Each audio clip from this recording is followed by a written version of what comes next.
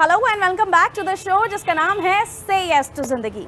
आज पता है मैं आपको कहाँ लेकर आई हूँ? मैं लेकर आई हूँ आपको एक ऐसे हॉस्पिटल में जहाँ पर होता है दिल का इलाज, लेकिन इस इलाज की ज़रूरत आपको ना पड़े इसलिए हकीकत दिखाने की ज़रूरत है कि आखिर जब ये प्रॉब्लम हो जाती है ना तो कितनी प्रॉब्लम फेस करनी पड़ती है, कितनी तकलीफ़ों का सामना करना पड़ता है। लोगों की हार्ट की नस जो वीन्स होती हैं वो बंद हो जाती है, क्लॉक हो जाती हैं, उनको खोलने के लिए डॉक्टर्स को ऑपरेशन करना पड़ता है। कई सारी चीज़ें हैं जो आपको अगर ये प्रॉब्लम हो जाए तो समझ लीजिए आपको यहाँ अस्पताल तक तो पहुँचना है, लेकिन वो आपको ना हो इसलिए अभी से ही आप अपनी फिटनेस का, अपने डाइट का, अपनी हेल्थ का ख्याल रखना शुरू कर दीजिए।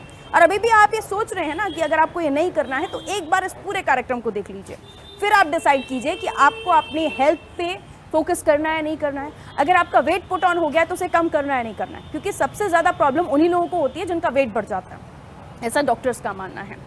और अगर आप यंगस्टर्स हैं, आपको लगता है कि नहीं हमें कुछ नहीं होगा, हम तो फिट एंड फाइन हैं, आप बॉडी बिल्डर हैं, आपको लगता है कि आपको कुछ नहीं होगा, यार हम तो घंटों पसीना बहाते हैं क्योंकि हम अच्छा खासा वर्कआउट कर लेते हैं, लेकिन उससे इतर क्या आप अपनी हेल्थ को, अपने खान पान को, अपने डाइट को ध्यान दे रहे हैं, उसका ख्याल रख रहे हैं? अगर नहीं रख रहे हैं तो पूरा शो आपके लिए। तो चलिए आज मिलवाती हूँ आपको कार्डियोलॉजिस्ट से और दिखाते हैं वो हकीकत जो ज़िंदगी की सच्चाई है, और वो आपको जानना ज़रूरी है अगर अभी भी आप सोचते हैं कि ज़िंदगी अनमोल नहीं है। रखिए अपना ख्याल, लेकिन उससे पहले इस कार्यक्रम को पूरा देखिए। आइए मेरे साथ। जानते हैं आप कि हमारे कार्यक्रम का नाम है से यस टू जिंदगी, और इस शो में एक बार फिर से आपका स्वागत करते हुए आज के जो मेहमान हैं मैं उनसे आपको मिलवा देती हूँ। सीनियर इंटरनेशनल कार्डियोलॉजिस्ट हैं डॉक्टर पंकज मनोरिया जी हमारे साथ मौजूद हैं। इस बार फिर से बहुत बहुत स्वागत सर आपका।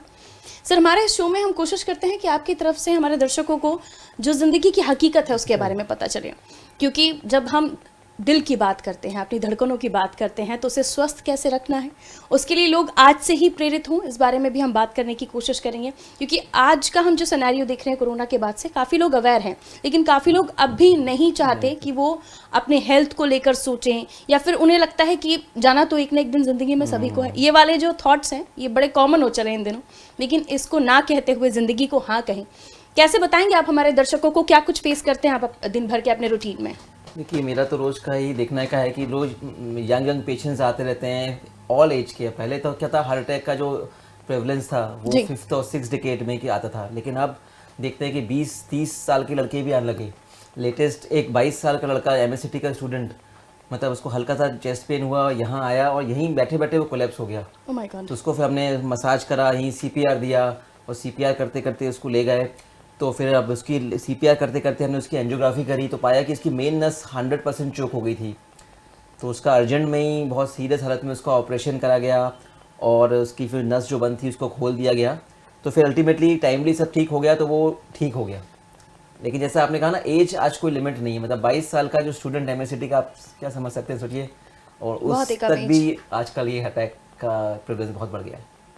तो सर क्यों क्योंकि 22 इयर्स बहुत ज़्यादा बड़ी एज नहीं होती, अगर आप कहें कि बहुत ज़्यादा फैट वो था या कुछ प्रॉब्लम थी उसके साथ, नहीं, क्यों उसको ये अटैक आया होगा? उसमें देखिए 2 रिस्क फैक्टर थे। वो तो बहुत लीन था, 6 फीट का था, बहुत स्लिम ट्रिम, एक्सरसाइज रेगुलर करता था।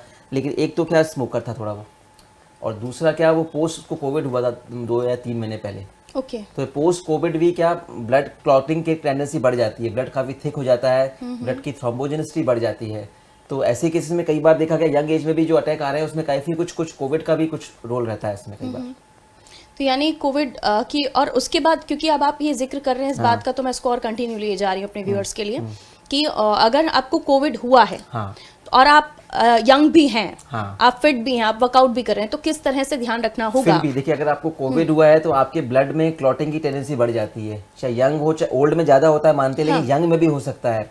तो हम लोग क्या करते हैं, कोविड के बाद यूजुअली डी डाइमर का टेस्ट कराते हैं, और अगर आपका डी डाइमर लेवल 500 से ऊपर रहता है तो आपको ब्लड थिनर्स हम प्रिस्क्राइब करते हैं, और कम से कम 3 महीने तक देते हैं, और 3 महीने के बाद फिर से डी डाइमर रिपीट करते हैं। अगर डी डाइमर बढ़ा हुआ रहता है तो उसको और प्रोलॉन्ग तक देना पड़ता है। डी डाइमर मार्कर होता है कि आपका ब्लड क्लॉटिंग ज़्यादा तो नहीं है, और उसको कम करने के लिए एक दवाई देते हैं, सिंपल, वो रहना चाहिए, ले लेना चाहिए, उससे चांसेस कम हो जाते हैं क्लॉटिंग होने के। यानी समय रहते इस पर अगर सोच लिया जाए, विचार कर लिया जाए, तो हम इस चीज़ को कम भी कर सकते हैं। लेकिन सर कई सारे ऐसे लोग भी आपके पास आते होंगे जो काफ़ी एज हो गई होगी लेकिन फिर भी फाइन है, फिट हैं, उनके साथ भी कुछ ऐसा इशू होता है? कोविड नहीं हुआ, क्या वैक्सीनेशन का कोई रोल होता है? हाँ, ये वैक्सीनेशन का भी कुछ हद तक रोल होता है कि वैक्सीनेशन से भी कई बार क्लॉटिंग की टेंडेंसी बढ़ती है। लेकिन आप देखिए वैक्सीन करीबन भोपाल मतलब इंडिया में देखो तो आप करोड़ों लोगों को लग गई, लेकिन ये इंसिडेंस बहुत माइनर है। तो अपने ऐसा सिर्फ बिना सॉलिड एविडेंस के सिर्फ वैक्सीन को ब्लेम करना गलत होगा। वैक्सीन से काफ़ी लोग बचे भी हैं उससे जी। तो सिर्फ वैक्सीन को विदाउट सॉलिड एविडेंस ब्लेम करना मैं तो नहीं कहूँगा। हम ये मानते हैं हाँ कभी एक आध इंसिडेंस होता है कभी वैक्सीन के बाद हो गया, लेकिन इट्स नॉट वैक्सीन से नहीं हो सकते। मैं अगले सवाल की तरफ अपना रुख करूं, लेकिन उससे पहले एक और चीज़ इसी से रिलेट करते हुए मैं पूछना चाहूँगी आपसे कि अब जो यंगस्टर्स हैं अगर वो 22 या 22 प्लस भी हो रहे हैं और क्योंकि हम देख रहे हैं काफ़ी सारे सेलिब्रिटीज़ को हमने देखा है कि हार्ट अटैक्स आ रहे हैं और भी प्रॉब्लम्स हो रही हैं, तो क्या उनको एडवाइस करना चाहेंगे, क्या अब रूटीन हेल्थ चेकअप ज़रूरी हो चला है? ठीक है, एक तो आपने बहुत अच्छा पॉइंट छेड़ा है कि सेलिब्रिटीज़ को देखा होगा आपने कई बार जिम में भी हार्ट अटैक का इंसिडेंस बढ़ गया है। चलते चलते हाँ जिम में एक्सरसाइज कर रहे हैं, फिजिकली बॉडी बहुत फिट है। आपने देखा होगा कि अब for example Sushant 6 pack abs हाँ, लेकर 6 जा रहे हैं, पैक्स है, शोल्डर्स हाँ, बहुत हाँ। अच्छे हैं, काफ़ी सारा फिट वर्कआउट कर रहे हैं। अभी सिद्धार्थ मल्होत्रा सिद्धार्थ शुक्ला हाँ, था, आपने सुशांत देखा होगा था। कि बहुत ऊपर से बॉडी फिजिकली फिट थी उनकी। लेकिन ये अपन को समझना पड़ेगा जो फिजिकल फिटनेस है वो कार्डिक फिटनेस से अलग होती है। ओके। ऊपर से तो आप फिजिकली फिट लग रहे हैं लेकिन आपका कार्डिक अंदर से जो मेटाबॉलिक कार्डिक फिटनेस है वो है कि नहीं, it is not the same. जैसे उदाहरण के तौर पे अगर आप कार का एग्जांपल लीजिए, कार आपने ऊपर से चमका दी, ऊपर सब कुछ ठीक कर दिया, लेकिन उसकी इंजन की सर्विसिंग नहीं जी। करी तो ऊपर से अच्छा दिखने के बावजूद कभी भी कार रुक जाएगी। ऐसे ही अगर आपका हार्ट स्वस्थ नहीं है, आपके मेटाबॉलिक पैरामीटर्स, आपके कार्डिक पैरामीटर्स ठीक नहीं है, आपका ब्लड शुगर कंट्रोल नहीं है, आपका कोलेस्ट्रॉल ठीक नहीं है, आप स्मोकिंग कर रहे हैं, तो इसके मतलब भले ही फिजिकली आप फिट हो, आपकी बहुत अच्छी बॉडी हो, आपके 6 एब्स सब कुछ हो, लेकिन अगर अंदर का सिस्टम गड़बड़ होगा तो कभी भी आपकी गाड़ी रुक जाएगी। तो ये बात ध्यान रखना पड़ता है। फिजिकल फिटनेस अच्छी बात है, एक्सरसाइज करना मैं नहीं बोलता कि बहुत अच्छी बात है, लेकिन एक्सरसाइज के अलावा बाकी पैरामीटर्स पे ध्यान रखना भी वो भी बहुत जरूरी है। तो कैसे पता चलेगा सर कि किसी शख्स को जरूरत है अब कि अपने देखिए, हार्ट की जांच कराए, हार्ट दिल की अटैक जांच से कराए? बचने के लिए मैंने एक सिंपल फॉर्मूला बोलता हूँ ABCD। अपने बचपन में ABCD वही फॉर्मूला अपनाना है। कैसे? A for A1C। हाँ जी। A1C आपके ब्लड शुगर नापने का मापदंड होता है। हाँ। आपको आपका A1C 6.5 से कम रखना है। अगर 6.5 से कम है मतलब आपको डायबिटीज नहीं है तो कंट्रोल में। A से हो गया। B से आपका ब्लड प्रेशर जो अपन नापते हैं, ब्लड प्रेशर आपका 130/80 से कम होना चाहिए। ये कम रहेगा तो आपके चांसेस बहुत कम रहेंगे। दूसरा B से एक और आता है बॉडी मास इंडेक्स। आपको बॉडी मास इंडेक्स आपका 24 से कम होना है चाहिए, BMI बोलते हैं इसको। जी। ये हो गया। C से आता है सिगरेट स्मोकिंग। सिगरेट स्मोकिंग से बहुत दूर रहना है। Cigarette is a very strong risk factor for heart attack in young. और C से एक और चीज आती है कोलेस्ट्रॉल। तो कोलेस्ट्रॉल का LDL कोलेस्ट्रॉल पर्टिकुलरली, कई तरह के कोलेस्ट्रॉल होते हैं, तो LDL कोलेस्ट्रॉल आपको 100 से कम रखना है। C हो गया। D से आता है डाइट। डाइट में आपको trans fats, high glycaemic food, ये सब अवॉइड करना है और increase fibre intake, fruits, vegetables, vegetarian diets और इस तरह के ओमेगा 3 फैटी एसिड वाले फूड ज़्यादा लेना है। तो D हो गया। E से आता है एक्सरसाइज। एक्सरसाइज लिमिट में करना है, करना जरूरी है। हम लोग बोलते हैं कम से कम आप 150 मिनट्स पर वीक एक्सरसाइज करें, दैट इज मोर सफिशिएंट। और ई से एक और आता है इमोशंस। नेगेटिव इमोशन से दूर रहना है। एंगर, नेगेटिव इमोशंस, उससे क्या स्ट्रेस से क्या एकदम ब्लड प्रेशर में वेरिएशन बहुत शार्प होता है, उसकी वजह से अटैक के चांसेस ज़्यादा बढ़ जाते हैं। तो ये ABCD फॉर्मूला कोई भी अपनाएगा तो मैं कहता हूँ 90% चांस होता है आप हार्ट अटैक से बच सकते हैं। That's very good. तो अपना लीजिए ABCD फॉर्मूला और पंकज सर के साथ कहिए से यस टू जिंदगी। तो देखिए ये सारी बातें तो हम कर ही रहे हैं, इसके अलावा चूँकि पंकज सर कार्डियोलॉजिस्ट हैं और दिन भर आप ऐसी तरह के पेशेंट्स को डील करते हैं। ये कोई छोटी उम्र का कोई लड़का है या लड़की है उसे प्रॉब्लम हो रही है, या कोई बुज़ुर्ग हैं उन्हें हार्ट की प्रॉब्लम हो रही है, तो सर आपको डील करना पड़ता होगा सभी लोगों के साथ। और कई बार तो ऐसा भी होता है कि परिवार वाले हार मान जाते हैं, खुद पेशेंट हार मान जाता है कि अब कुछ नहीं हो सकता, मुझे ट्रीटमेंट नहीं कराना, फालतू पैसा खर्च होता है। हमें ग्रामीण अंचलों में हम देखते हैं ये अभी भी थिंकिंग है, थॉट है कि क्या इलाज कराना, अब उम्र हो गई। बिल्कुल। तो कैसे आप ऐसे लोगों से डील करते हैं, कैसे मोटिवेट करते हैं उन्हें? बिल्कुल सही बात है कि मेरे पास जो पेशेंट्स आते हैं बहुत ही कई बार बहुत सीरियस होते हैं, तो उनके घर वालों को लगता है कि अब कुछ नहीं हो सकता, उनको खुद भी लगता है कि बिल्कुल मेरी BP इतना लो हो चुका है, सांस फूल रही है, मेरा कुछ नहीं हो सकता। लेकिन हम उनको समझाते हैं कि मेडिकल साइंस ने इतनी तरक्की कर ली है, इतने अच्छे अच्छे इलाज हैं, अगर आप सही समय पे आ जाते हैं और आपका टू द पॉइंट इलाज हो जाता है तो आप बिल्कुल स्वस्थ हो जाते हैं। एक नहीं, ऐसे सैकड़ों एग्जाम्पल ऐसे हैं कि जो हार्ट अटैक से आते हैं उनको लगता है कि अब नहीं बच पाएंगे, लेकिन हम उनको सांत्वना देते हैं, समझाते हैं कि नहीं आप पॉजिटिव रहिए, सब ट्रीटमेंट करेंगे, जो भी हम बेस्ट करेंगे, और बाकी ऊपर वाला तो रहता ही है, सब सपोर्ट करता ही है। तो आप सब कुछ उनको, हम लोग उसको उनको कॉन्फिडेंस में लेते हैं, सब करके समझाते हैं, फिर धीरे धीरे हम लोग आगे बढ़ते हैं। और अगर अच्छे से आप सही समय पे इलाज हो जाता है तो हार्ट अटैक का भी आप अच्छी तरीके इलाज हो सकता है। मतलब 95% लोग हार्ट अटैक से आप बच सकते हैं अगर सही टाइम पे सही इलाज हो जाता है तो। बिल्कुल, और इसके लिए आपकी खुद की आत्मशक्ति, आपका खुद का Exactly. कॉन्फिडेंस लेवल होना ये बहुत ज़रूरी है, क्योंकि जब तक आप खुद अपनी ज़िंदगी को हाँ नहीं कहते हैं तब तक डॉक्टर्स भी कुछ नहीं कर सकते। तो सर आपको समझाना पड़ता होगा, जाहिर सी बात है। कई बार कोई ऐसा वाक़या आप हमारे दर्शकों को बताएंगे कि कभी आपको समझाना पड़ा हो, तो आपने कैसे समझाया? अब मैं जैसे कई बार होता है कि पेशेंट बहुत डर जाता है कि मैं क्या करूँगा, ऑपरेशन में बहुत खतरा है, तो हम समझाते हैं देखो आप डरोगे तो फिर तब डर के आगे जीत है, इसलिए बताया। आप जब डरोगे तो बीच मकदार में फंसे हो, जब तक आप हिम्मत नहीं करोगे तो आपकी नैया पार नहीं लगेगी, और जितना डिले करोगे उतना खतरा बढ़ता जाएगा आपका। सही समय पे थोड़ा खतरा लेके अपन आगे बढ़ जाए तो फिर आदमी पार कर सकता है। अगर आप अटक जाओगे, आप डरोगे, तो डर गया तो समझ लो फिर जो डर गया समझो मर गया वाली बात होती है। आप डरोगे तो ये कहा जाता है कि after first attack, second attack, third attack में बहुत ज़्यादा खतरा होता है, और कई बार लोगों को बहुत लंबे समय तक कोई प्रॉब्लम नहीं होती है, क्योंकि वो सही रूटीन, सही डाइट फॉलो कर रहे होते हैं।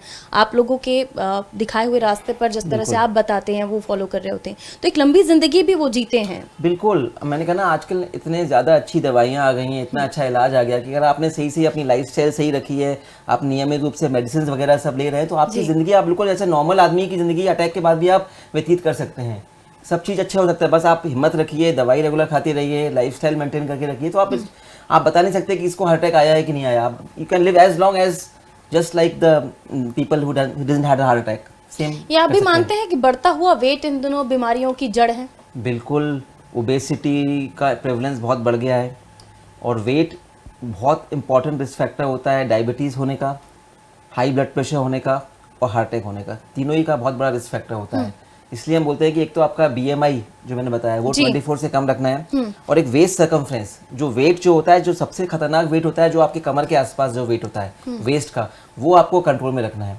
हम बोलते हैं 90 centimetre is a limit waist की मेल्स में और 80 फीमेल्स में, इस तरह का ये। अगर उससे ज़्यादा होता है आपका कमर का घेरा तो आप खतरे में आ सकते हो। यानी इस बात का बेहद ध्यान रखने की ज़रूरत है। पंकज सर, क्योंकि मैं चाहती हूँ कि हमारे दर्शकों को ये भी पता चले कि जब हम हेल्थ को लेकर बात कर रहे हैं, आपकी लाइफ को लेकर बात कर रहे हैं, और आपकी लाइफ को एक नई राह दिखाने वाले डॉक्टर्स ही होते हैं।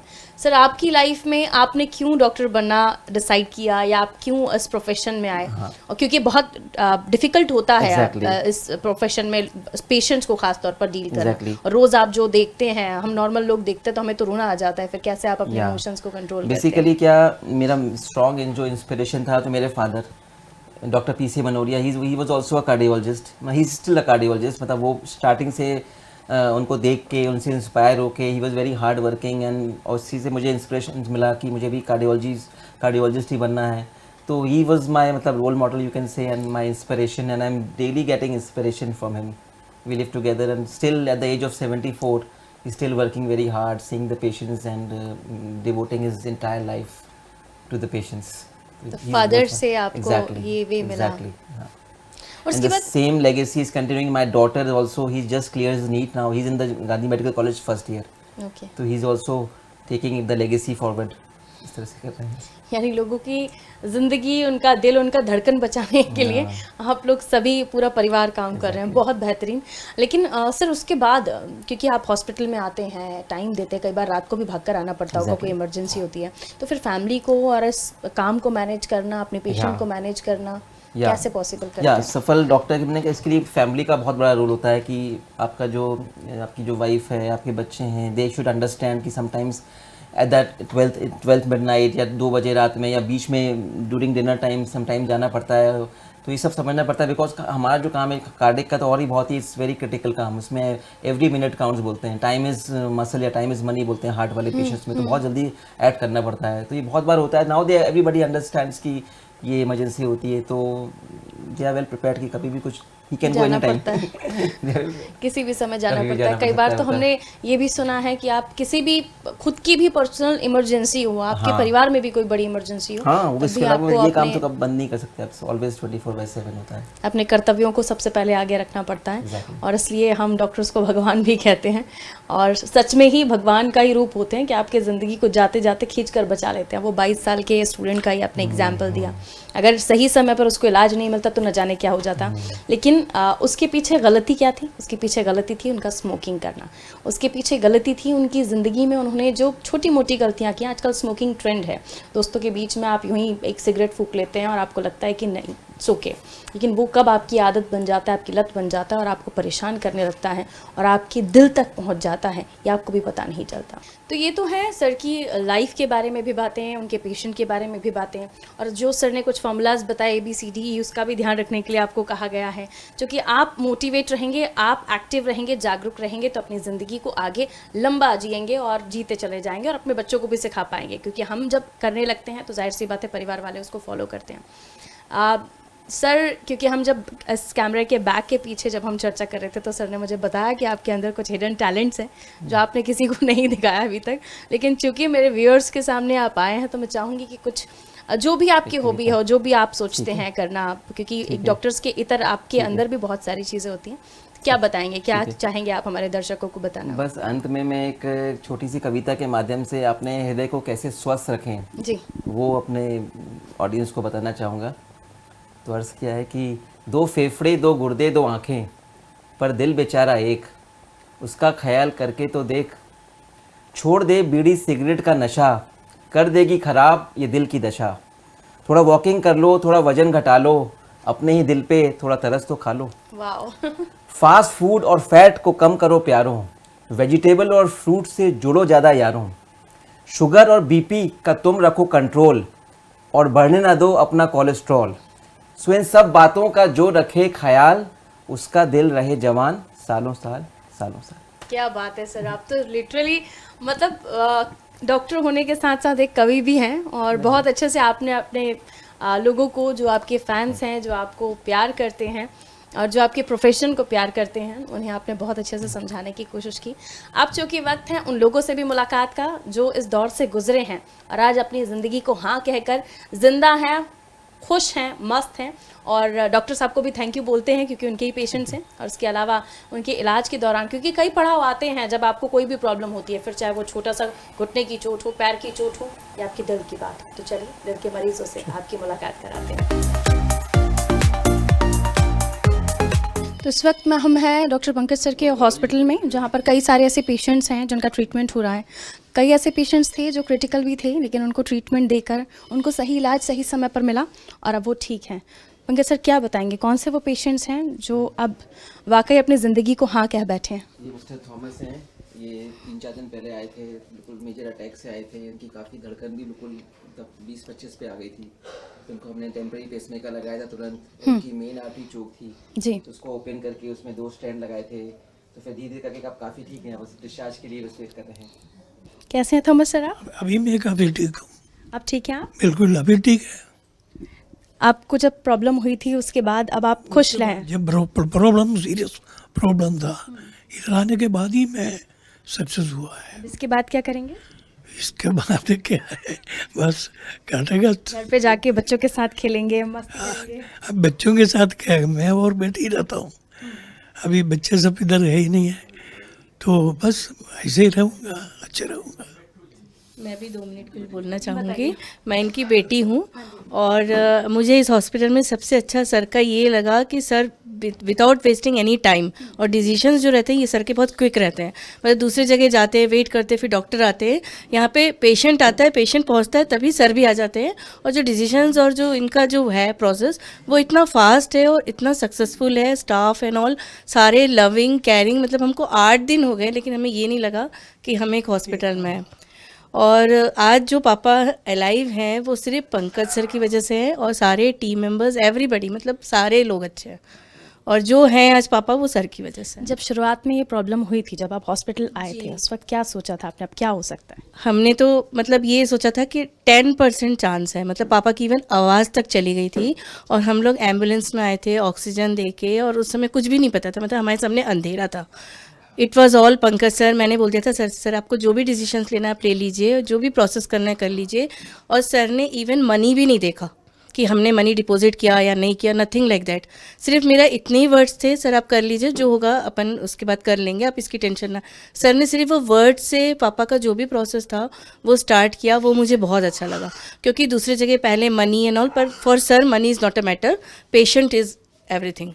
और जो हैं पापा वो सिर्फ पंकज सर की वजह से। ये बहुत अच्छी बात है कि शुरुआती दौर में हमने जब हिम्मत दिखाई, हमने जब अपने आप से हाँ कहा, तब आपका आगे का जो दौर है वो शुरू हो गया। और पर मुझे मतलब प्रॉपर एक वो था, सेटिस्फेक्शन था, क्योंकि मुझे दूसरी जगह भी लोगों ने बोला उधर ले जाओ उधर ले जाओ, बट आई वाज क्वाइट ये कि मुझे यहाँ आऊँगी तो मेरा एक प्रॉपर ट्रीटमेंट होगा पापा का।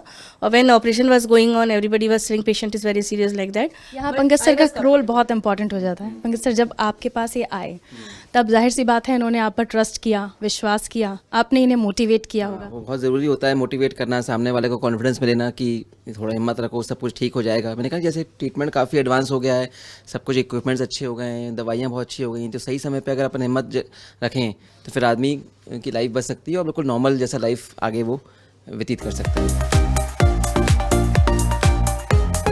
ये तो ऐसे कई सारे पेशेंट्स हैं जिनकी ज़िंदगी यहाँ आकर बदली है। आप क्या यूँ कहिए कि जिस वक्त वो यहाँ पर आए थे तब उन्हें पता भी नहीं था कि आगे उनका जीवन है भी या नहीं, लेकिन जब उन्होंने कहा अपने आप को हाँ, अपने जीवन को हाँ, तभी जाके तो वो अब जिंदा भी हैं, अलाइव हैं। आइए कुछ और पेशेंट्स हैं, आपसे मुलाकात करवा देते हैं। आंटी हमारे साथ, क्या नाम है आंटी आपका? हमारा नाम देवकन्या चौधरी।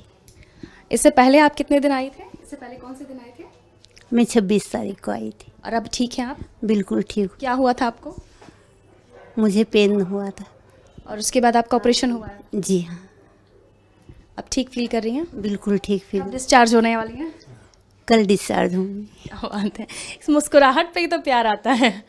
पंकज सर, जब ये आए थे तब क्या सिचुएशन? तो बेसिकली 2 अटैक आ चुके थे। एक बार तो उनको सांस लेने में भी काफ़ी तकलीफ हो रही थी, तो फिर हमने इनकी एंजियोग्राफी करी तो उसमें पाया कि इनकी जो एक मेन नस बिल्कुल 95% चोक थी। तो हमने सबसे डिस्कस किया, फैमिली मेम्बर से इनको समझाया कि भैया इसके करने में ही फ़ायदा है। तो फिर हमने इसकी कल कंसेंट लेके लोग भी रेडी हो गए, फिर इनकी एंजियोप्लास्टी करी, मेन नस को खोल दिया। तो अब काफ़ी बेटर लग रही है, बिल्कुल अब बिल्कुल फिट है। तो आज और रुके, कल का डिस्चार्ज का प्लान है। अब यानी लगता है आपको कि आप जो काम कर रहे हैं उसके पीछे कई सारी मुस्कुराहटें हैं? बिल्कुल, किसी की मतलब मुस्कुराहट लौट जाए इससे अच्छी बात ही नहीं। पेशेंट की मुस्कुराहट तो ऑलरेडी रहेगी ना डॉक्टर्स लोगों की। बताऊंगा छोटी सी कि मरीज़ की मुस्कुराहटों पे हो निसार, मरीज़ के वास्ते हो तेरे दिल में प्यार, डॉक्टर इसी का नाम है। सर हमारे डॉक्टर साहब कार्डियोलॉजिस्ट तो हैं लेकिन बहुत अच्छे कवि भी हैं और अपने प्रोफेशन के साथ वो कविताएं लिखते हैं। ये मज़ेदार बात है। क्या संदेश देना चाहेंगे आप हमारे व्यूअर्स को? कैसे वो अपनी ज़िंदगी में आगे बढ़ें, किस तरह से अपनी फिजिकल फिटनेस पर ध्यान दें, कैसे डाइट पर ध्यान दें? क्योंकि यहाँ तक आपके पास पहुँचना जाहिर सी बात है, आपके पास आते हैं तब जब कंडीशन ख़राब हो जाती है, लेकिन आपके पास ना आए क्या कहें? तो एक बहुत सिंपल मैं बताऊंगा, एक 6S लेटर एस को याद रखिए, उसको आपको नो बोलना है। 6S को, जो ये एस से शुरू होने वाली चीज़ों को आप नो बोलिए। सबसे पहले शुगर को no, salt, smoking, saturated fats, sedentary lifestyle और स्ट्रेस। तो 6S फॉर्मूला याद रखिए। सबको इन एस से शुरू होने वाली चीज़ों को आप दूर रखिए, नो बोलते जाएंगे तो आप स्वस्थ रहेंगे। ठीक है। ये दिल बड़ा प्यारा है और इस दिल की कद्र कीजिए और अपने आप को हाँ कहिए, अपनी ज़िंदगी को हाँ कहिए। तभी तो हम कहते हैं, हमारे शो का नाम है से यस टू जिंदगी।